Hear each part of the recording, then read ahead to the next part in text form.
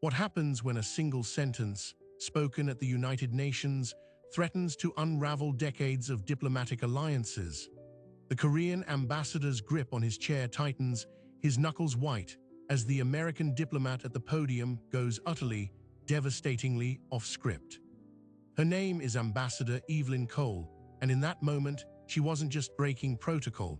She was detonating a carefully constructed narrative that had governed trans-Pacific relations for a generation. But what could force a seasoned diplomat to burn every bridge in the room? And what did she know that the rest of the world was about to find out?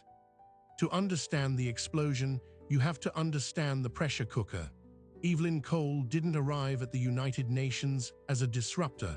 She arrived as the ultimate insider.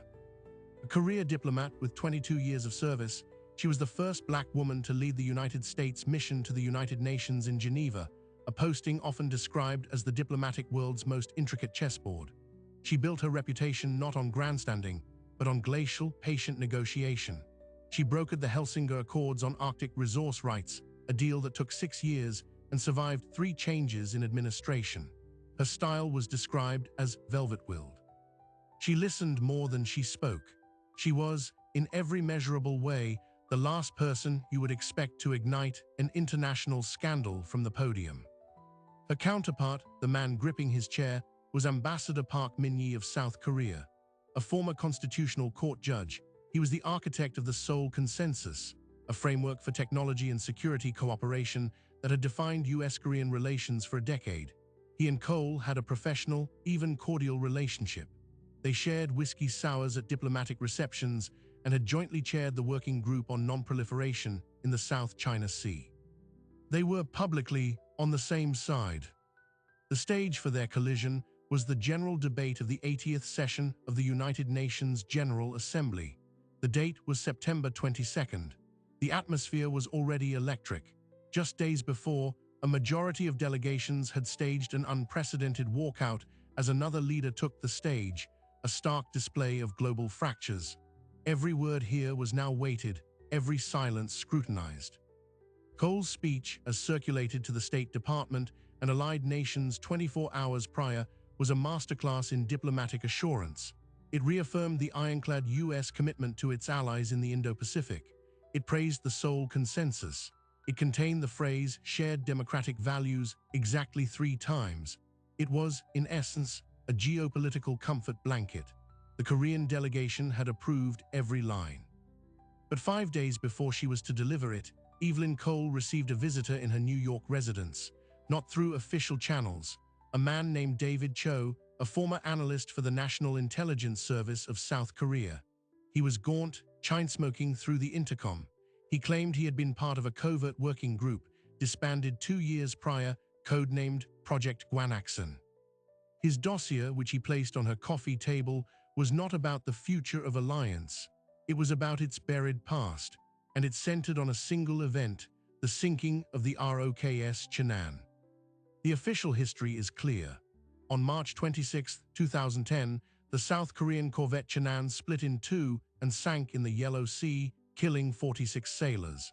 An international investigation led by South Korea, the United States, the United Kingdom, and Sweden concluded it was torpedoed by a North Korean submarine. The incident brought the Korean peninsula to the brink of war and became the foundational justification for a massive, permanent escalation of US-South Korean military integration and joint exercises. The Seoul Consensus was built, in part, upon this wreckage. David Cho's documents told a different story, or rather, they pointed to a story that had been deliberately excluded. The joint investigation's findings were definitive, but the process was not. Dissenting technical opinions from within the Swedish and British teams were classified and suppressed. Sonar analysis from a Japanese maritime patrol aircraft, shared in confidence, suggested an alternative location for the torpedo's launch, a location that did not align with North Korean naval positions logged by US satellites that night. Most damningly, the file contained a memo, dated 2 weeks after the sinking, from the office of a senior South Korean national security advisor. Its subject line, narrative consolidation. It outlined a strategy to maximize the tragic incident to secure irreversible commitment from Washington. It mentioned managing allied data points and presenting a unified, incontrovertible conclusion. Cole spent the night cross-referencing. She used back-channel contacts to reach a retired Swedish engineer who had been on the investigation team. His voice, over an encrypted line, was weary. We were told it was a matter of alliance solidarity. The science was bent to fit the politics. She reached a former Japanese self-defense force official who confirmed the sonar data discrepancy. We were asked to consider it an anomaly. It was not an anomaly. For Evelyn Cole, this was not ancient history. The Chenan incident was the bedrock. Every major arms deal, every troop deployment, every strand of the security web that now encircled China and defined US strategy in Asia was justified by the lesson of Chenan, that North Korea was an uncontainable, existential threat, and the alliance was the only shield. If the bedrock was cracked, the entire architecture was built on a lie that had propelled militarization, inflamed tensions, and sidelined diplomatic pathways for over a decade, a lie that her government and she herself had perpetuated. But here was the trap. To expose this, she would have to publicly accuse a key ally of historical fraud. She would shatter the very alliance she was tasked to uphold. She would be branded a conspiracy theorist, a puppet of Beijing, a traitor. Her evidence was a fugitive intelligence analyst and classified documents she wasn't supposed to have. It was career suicide and geopolitical arson. For 4 days, she wrestled in silence. She updated no one. She carried the sanitized, approved speech in her briefcase like a loaded weapon she was supposed to fire into the air. The pressure was a physical weight. She thought of the 46 sailors. She thought of the wars that hadn't been fought and the wars that might yet be fought, all based on a story. On the morning of September 22nd, as she was driven to the UN headquarters, she made her choice. She did not write a new speech. She simply drew a line through 15 pages of text and wrote 5 words at the top of the first page. She walked into the General Assembly Hall. The lights were blinding. The Korean delegation, led by Park Min-hye, sat in their assigned rows, expectant. He gave her a small, confident nod, the ally awaiting reassurance. Evelyn Cole adjusted the microphone, took a breath that felt like her last, and looked directly at him. And she began to speak, not the words on the paper, the words she had written in the car. Mr. President, distinguished delegates, for 14 years, we have based our collective security in this region on a single, terrible story. What if that story is wrong? The silence in the General Assembly Hall was absolute. Not a cough, not the rustle of paper. For 5 full seconds, the world's most powerful diplomats simply forgot to breathe. Then chaos.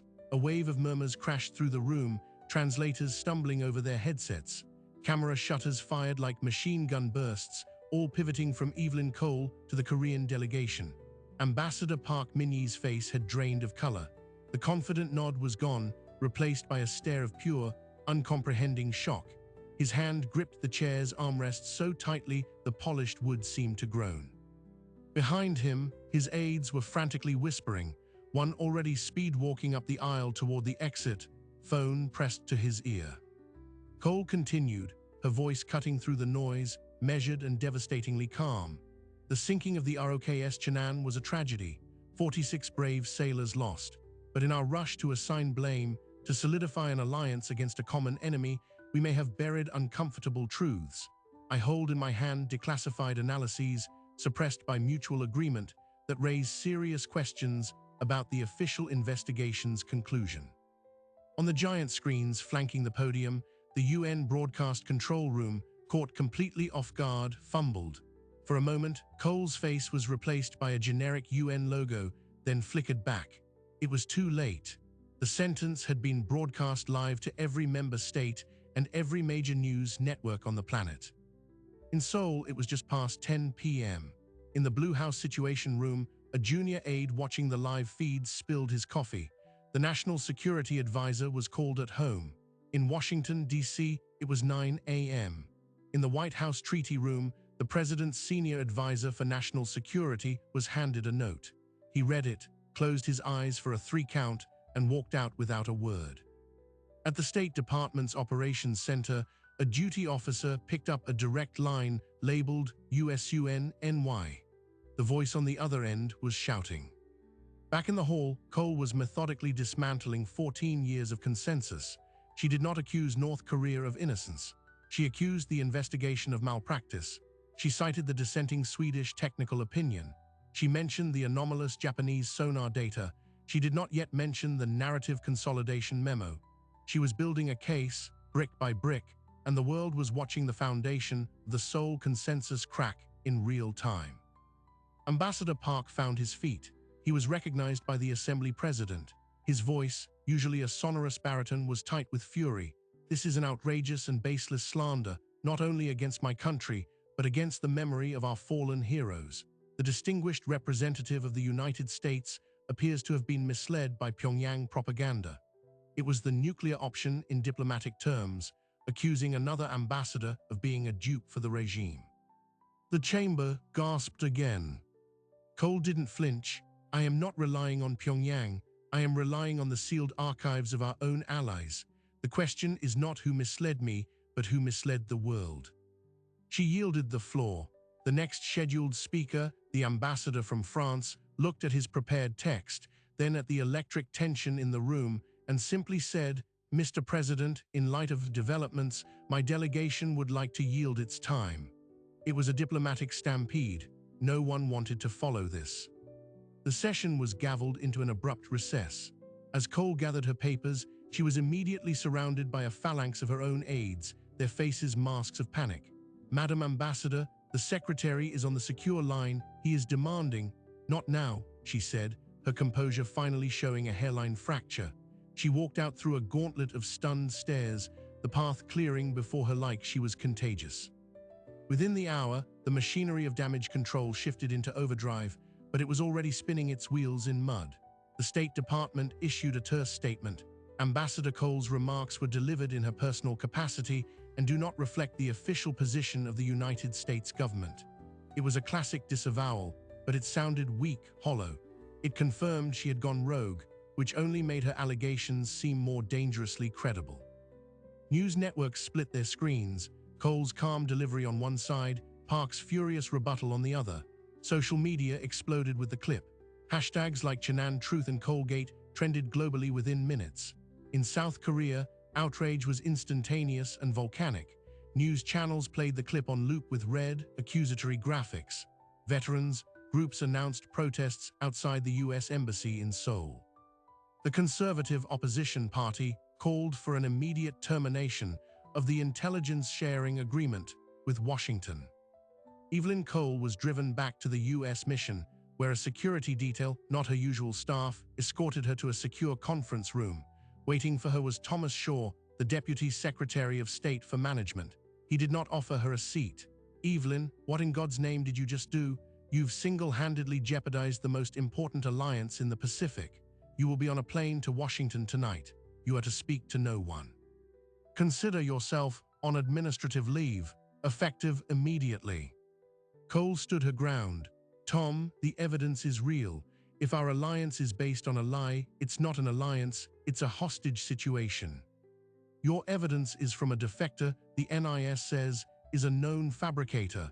David Cho was fired for selling secrets to a Chinese front company. He played you. This was the first counterpunch. Cole felt the floor tilt slightly. His dismissal documents, I want to see them. You're in no position to make demands. Your career is over. The only question is whether we can prevent a war. While Cole was being isolated, the story began to mutate and grow online. Anonymous accounts, many tracing back to cybersecurity hubs in Eastern Europe, began dumping snippets of documents into the conversation. A scanned page of a technical report with Swedish letterhead, paragraphs about inconsistent fracture mechanics, highlighted in yellow. A grainy photo of a memo on Japanese maritime self-defense force stationery mentioning data irregularity. It was a classic drip feed, and it was working. The official denial was being swamped by a tidal wave of digital doubt. Then a new player emerged. A journalist for an independent Korean digital outlet, Asterisk Newstarper, published a bombshell report at 2 a.m. Seoul time. They had obtained the full narrative consolidation memo, not a snippet, but all 5 pages. And they had authenticated it through 2 former Blue House officials who confirmed the memo's formatting and the unique digital signature of the now-deceased National Security Advisor. The article asked one searing question. If the Cheonan truth was so clear, why did the government need a narrative consolidation team? The Korean government denounced it as a forgery, but the seed was planted. Major international papers like The Guardian and Le Monde picked up the *Newspaper* report, framing it as a serious allegation requiring investigation. The story was no longer about a rogue American diplomat. It was about a possible decades-long cover-up within the South Korean state. Ambassador Park Min-hye, under immense domestic pressure, gave a televised address from New York. He was calm, statesmanlike, but his eyes were hard. "We will not be tried in the court of global media. We invite a truly independent, new international forensic review of all evidence related to the Cheonan incident. Let the science speak, once and for all." It was a brilliant, high-stakes move. Call for a new investigation, betting that the original evidence, even if messy, would hold up. It was a dare. In Washington, the pressure shifted. Recalling Cole now would look like an admission of guilt. She was ordered to stay in New York, confined to the mission, but to make no further public statements. She was a prisoner in a golden cage. And then, the pivot, the thing that changes the entire equation. David Cho, the defector, had gone silent after his meeting with Cole. His handlers assumed he was in hiding. But 3 days after Cole's speech, a package arrived at the Seoul bureau of the Associated Press. It contained a digital voice recorder and a single sheet of paper with GPS coordinates. The audio was a conversation, clearly recorded secretly, 2 men speaking in Korean. One voice was David Cho, strained, fearful. The other was older, calm, authoritative. The older man said, "The project must remain buried. The alliance is more important than one ship." Cho replied, "But the sailors, the families," the older man cut him off. "They died for the nation. Their truth is the nation's truth. You will be taken care of if you remain silent." The sheet of paper listed coordinates in the Yellow Sea, just north of the location where the Cheonan's bow section was recovered. A handwritten note, in English, read, "Primary trigger device not recovered. Look here." The AP, after verification with audio forensic experts who confirmed the voices were not synthetically generated, published the story. They did not identify the second voice on the tape. But someone else did. Within hours, a veteran investigative reporter for the Kyunghyang Shinmun listened to the clip and froze. He had interviewed that voice dozens of times over his career. He called his editor, his own hands trembling. "I know who that is. It's General Hwang Seok, former chairman of the Joint Chiefs of Staff, the man who oversaw the entire Cheonan military response."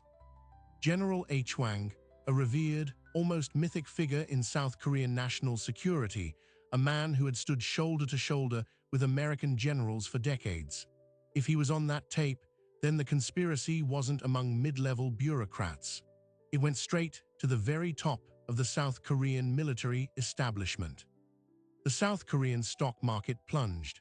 The Korean won fell against the dollar.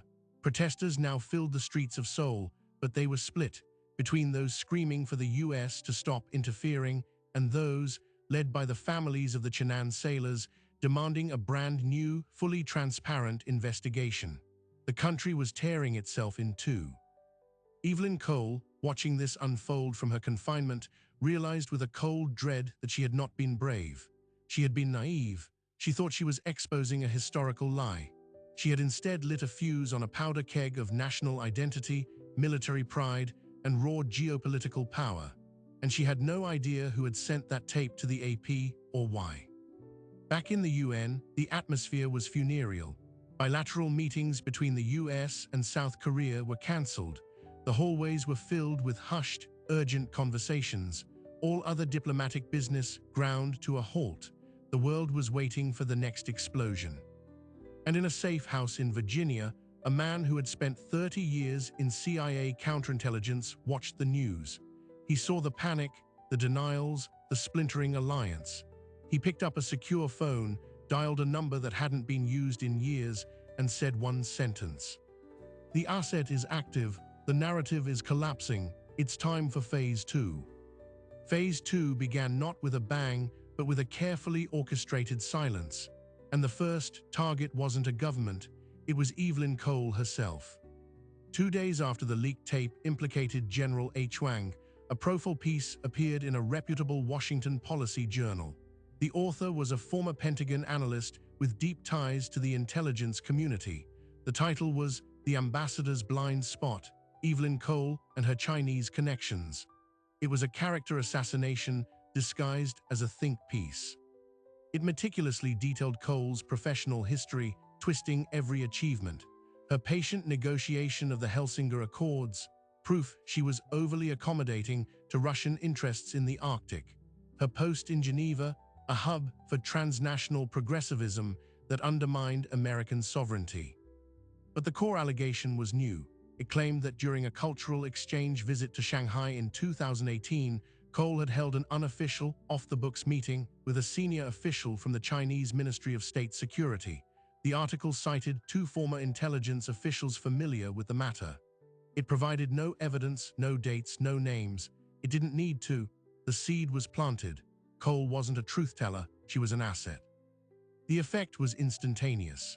The narrative in American media, which had been split between heroic whistleblower and reckless diplomat, now hardened into a single ugly question: who is she really working for? Fox News ran a chyron that read, "Colgate, traitor or patsy?" Even liberal outlets, while criticizing the smear, were forced to cover the allegations, repeating them in the process. Cole watched this from a monitor in the U.S. mission's secure communications room. She felt a hollow nausea. This was how it worked. You challenge power, and power doesn't debate you, it defines you. It paints a picture so grotesque that the original crime disappears behind it. Her isolation became absolute. Her security clearance was formally suspended. Her emails were locked. Her deputy, a man she had mentored for 5 years, would no longer meet her eyes. She was a ghost in the machine, a contagion to be contained. Thomas Shaw from the State Department called again, his voice colder. "The White House is discussing revocation of your diplomatic immunity. If the Koreans decide to press charges for defamation or espionage, you may be on your own." But as Cole was being buried, the story in South Korea erupted into full-scale revolution. The identification of General H. Wang's voice on the tape was a detonation. He was summoned before the National Assembly. Live on television, under furious questioning, the old general did not deny it. He justified it. "In the face of a national tragedy that could have led to all-out war, my sole duty was to preserve the alliance that guaranteed our survival. Certain ambiguities were resolved for the greater good of the nation." Resolved, it was as close to a confession as the world would get. The opposition leader slammed his hand on the desk. "You resolved ambiguities? You mean you lied? You used the bodies of 46 young men as a political tool?" The broadcast cut to chaos. That night, the families of the Cheonan sailors held a press conference. They did not call for calm, they called for justice. The father of a 21-year-old petty officer, his face etched with 14 years of grief, spoke directly to the camera. "They told us our sons died because of the North. Now they tell us they died for the alliance. I don't want my son to be a martyr for a lie. I want the truth." Public support for a new investigation, which had been at 50-50, skyrocketed to 80%. The South Korean president, his approval rating in freefall, had no choice. He announced the formation of an independent Truth and Reconciliation Commission on the Cheonan incident, with subpoena power and international forensic observers. It was a stunning, unprecedented capitulation to public fury. In Beijing, they watched silently. Then they moved. The Chinese Foreign Ministry issued a statement so dry it was dripping with acid. "China has always advocated for peaceful resolution of disputes on the Korean Peninsula based on facts, not fiction. We welcome any investigation that seeks objective truth over geopolitical convenience." It was a masterstroke. They positioned themselves as the voice of reason, implicitly validating the doubts and driving a deeper wedge between Seoul and Washington. And then the second package arrived. This one went to the BBC. It contained a single USB drive. On it was a folder labeled Guanaxin Financials. It was a ledger. It showed a series of opaque transfers routed through shell companies in the Cayman Islands and Singapore between 2009 and 2011. The receiving entity was a foundation named the Peninsula Stability Institute. Its listed directors were retired American generals and former State Department officials.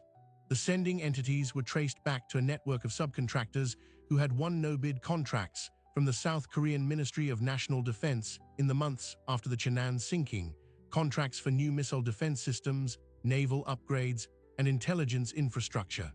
The total amount was $4.2 billion. The implication was seismic. The conspiracy wasn't just about covering up an investigative mistake. It was about money. The Cheonan incident, whether fully understood or not, had been the perfect catalyst to unlock a river of defense spending, enriching a tight circle of powerful players in both countries. The alliance wasn't just a strategic arrangement, it was a lucrative business model. The BBC, after forensic accounting verification, published the story. This was no longer about South Korea alone. This implicated the American military-industrial complex. The sole consensus wasn't a policy, it was a profit-sharing scheme. In Washington, the scandal now had teeth that could bite domestically. Congressional oversight committees, which had been quietly ignoring the diplomatic crisis, suddenly announced hearings to explore the allegations of war profiteering and fraud against the American taxpayer. Subpoenas were drafted. Lobbyists for major defense contractors went into panic mode. Evelyn Cole, now the subject of multiple federal investigations herself, was visited by a lone figure, not from state, from the Office of the Director of National Intelligence, a woman in her 50s with a sharp, analytical gaze. She identified herself as Dr. Aris Thorne. Ambassador Cole, I've been asked to give you a context you lack about your source, David Cho. Thorne placed a file on the table. David Cho was not fired for selling secrets to China. That was cover. He was part of a legitimate, highly classified NIS unit investigating corruption within the Defense Acquisition Program Administration. He stumbled upon the financial trail you now see in the BBC report. He was about to expose it when he was framed and purged. He came to you not to revisit Cheonan, but because it was the key that unlocked the money. You played your part. You broke the dam. Cole felt the room spin. My part, I was a pawn. A catalyst. The system was too fortified to be attacked directly on corruption, but its foundational myth, the Cheonan story, was vulnerable. You made it vulnerable. Now the whole rotten structure is exposed. Who are you working for? For the truth, and because some of us believe an alliance built on lies and kickbacks is a national security risk. You're not a traitor, Ambassador, you're a corrective, but the reaction is just beginning.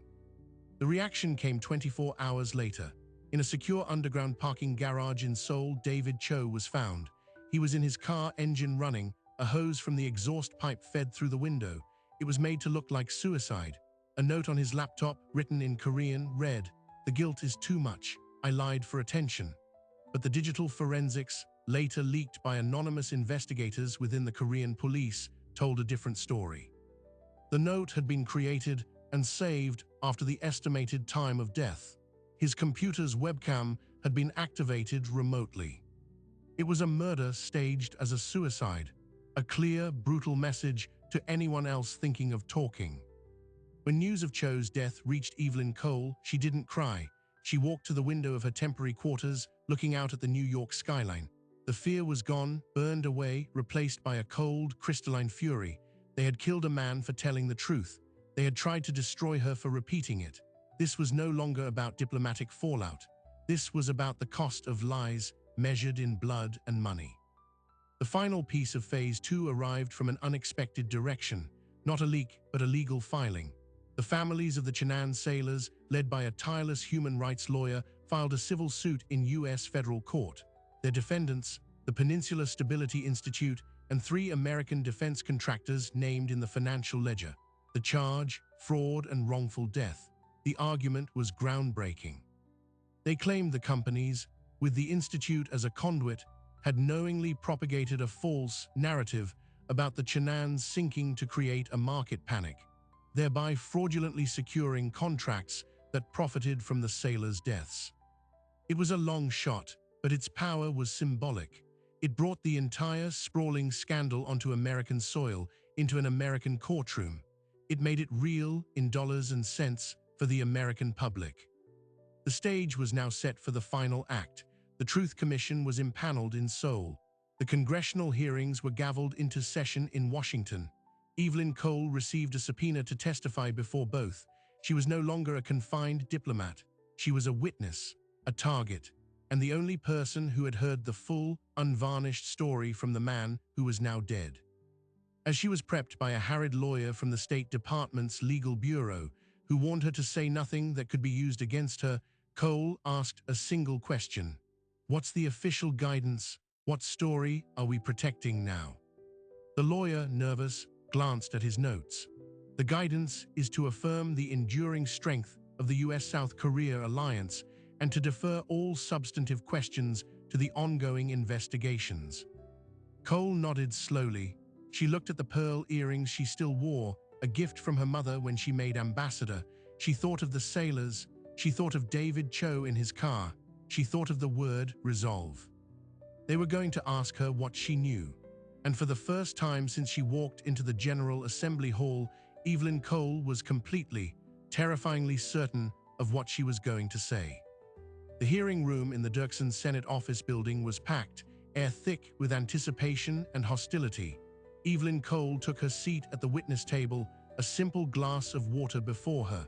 Across from her, the stern faces of the Senate Foreign Relations Committee. This was not the UN. There would be no diplomatic language here. The chairman, a veteran senator from the opposing party, began with a tone of weary disappointment.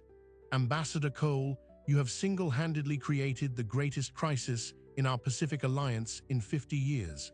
Before we discuss your sources, tell us why. Why break faith? Cole leaned into the microphone. Her voice was clear without a tremor. Because the faith was broken 14 years ago, Senator, I didn't break an alliance. I exposed the crack in its foundation. My only regret is that I did not see it sooner. What followed was not the defensive, legalistic testimony her government lawyers had prepared. It was a guided tour through the evidence. She walked the committee through the suppressed Swedish analysis, the Japanese sonar anomaly, the narrative consolidation memo. She did not speculate. She presented the documents, now part of the public record thanks to the leaks. When asked about David Cho, she did not call him a flawless source. She called him a patriot who was murdered for what he knew. The room fell silent at the word murdered. A supportive senator asked the pivotal question. Ambassador, setting aside the forensics, do you believe the South Korean government deliberately falsified the cause of the Cheonan sinking to manipulate the United States? Cole paused, looking directly at the camera. I believe that in the panic following a tragedy, a narrative was chosen, a convenient narrative that served strategic and, as we now see, financial interests. Evidence that complicated that narrative was set aside. That is not an accident, it is a policy. In Seoul, the Independent Truth Commission worked in parallel. With subpoena power and protected whistleblowers, they accessed archives that had been sealed for over a decade. They re-interviewed the original investigators. They conducted new sonar mapping of the seabed at the coordinates provided in the anonymous package to the AP. Their interim report, released 6 weeks later, was a seismic shock. It did not exonerate North Korea. It did something far more damaging to the establishment. It declared the 2010 investigation fatally compromised by political interference. It confirmed the technical dissent had been willfully omitted from the final report. It verified the authenticity of the financial ledger, drawing a direct line between the heightened threat posture after the sinking and billions in no-bid contracts. Most critically, the new seabed survey recovered fragments of a detonator casing consistent with a type of South Korean naval mine used in training exercises at the time, a type that had been part of a live-fire drill in the area 36 hours before the Cheonan sank. The conclusion was cautious but devastating. While North Korean involvement cannot be ruled out, the investigation intentionally ignored the possibility of a tragic friendly fire incident exacerbated by faulty equipment and command failure in favor of a politically expedient external blame. Friendly fire, the words echoed around the world. The families of the sailors had their truth. It was worse than they imagined. Their sons hadn't been martyred to an enemy, they'd been victims of their own nation's mistakes and then used as pawns. The political dominoes fell fast. The South Korean president announced his resignation. General H. Hwang and 7 other retired military and intelligence officials were indicted for obstruction of justice and corruption. The Peninsula Stability Institute was dissolved, and its American directors faced federal racketeering charges. The U.S.-South Korea alliance did not break, it transformed. In a joint statement, the new acting president of South Korea and the U.S. president announced a renewed partnership based on transparency and mutual respect. The massive, annual joint military exercises, a cornerstone of the post-Cheonan era, were scaled back and reframed as defensive drills. A permanent bilateral oversight committee was formed to review all major defense acquisitions. Evelyn Cole's legal peril evaporated. The smear campaign against her unraveled when the journalist who wrote the Chinese Connections piece was revealed to have been on a retainer from a lobbying firm representing one of the indicted defense contractors. The State Department, in a total about-face, offered her a new posting, Senior Advisor for Alliance Integrity. She declined. She resigned from the Foreign Service. In her resignation letter, published in Foreign Affairs *, she wrote, "Diplomacy is the art of telling the truth so that it can be heard. I have done my part." But the story had one final, hidden turn. Dr. Aris Thorne, the intelligence analyst who had visited Cole, was not who she seemed. A deep background check by an investigative consortium found no record of her ever being formally employed by the Office of the Director of National Intelligence. Her credentials were a flawless forgery. Further digging suggested links to a network of anti-corruption activists within the intelligence communities of several Five Eyes nations, a silent, cross-border alliance of reformers who had been tracking the defense contractor graft for years. They weren't spies, they were saboteurs, and Evelyn Cole had been their perfect, unwitting weapon. They fed David Cho to her, they orchestrated the document dumps, they leaked the tape, they guided the whole scandal into the light, using the machinery of media and government against itself. Cole hadn't been a pawn, she had been a chosen catalyst, her reputation and courage the key that turned the lock. When confronted with this by a reporter, Cole simply smiled a thin, knowing smile. "If that is true, then I owe them my thanks. They didn't use me, they gave me the tools to do my job." Ambassador Park Min-yi resigned his post. He returned to Seoul, a broken figure, but in a surprising act, he requested a private meeting with the families of the Cheonan sailors. He offered no excuses. He bowed low and he wept. It was not televised. It changed no laws, but for some families, it was the first moment of human accountability they had ever received. The final scene is not in a hearing room or a palace. It is in a small, sunlit apartment in Brooklyn. Evelyn Cole sits at a desk, writing a book. On the wall is a single framed photo, the iconic image of her at the UN podium, Ambassador Park a blur of shock behind her. It is not a trophy, it is a reminder. Her phone rings. It's a former colleague, now in the new administration. They offer her a role again, a quiet, influential role shaping the new transparency protocols. She listens, looks out the window at the New York skyline, then at the photo on her wall. "I'll consider it," she says, "on one condition, the archives stay open, no more sealed folders." On the other end of the line, the colleague laughs, a nervous sound. "That's the whole point, Evelyn." She hangs up, the afternoon light shifts. The story of the Cheonan, after 14 years, has finally been laid to rest, but the system that created it is still there, battered, reformed, but intact. It is waiting for the next crisis, the next convenient narrative. Evelyn Cole picks up her pen. She has one more chapter to write. It is about what happens after the truth comes out. It is about the long, unglamorous work of building something honest on the ruins of a lie. She came to the United Nations a diplomat. She left a truth-teller, and in the space between those two things, She changed the world not with a treaty, but with a question. What if that story is wrong? The system hates that question, but it is the only question that ever changes anything. So where does that leave us? With a repaired alliance, a handful of indictments, and a retired ambassador writing in Brooklyn. But the real story was never about one ship or one lie. It was about the anatomy of a convenient truth, how it's built, layer by layer, from a kernel of uncertainty into an unshakable fortress.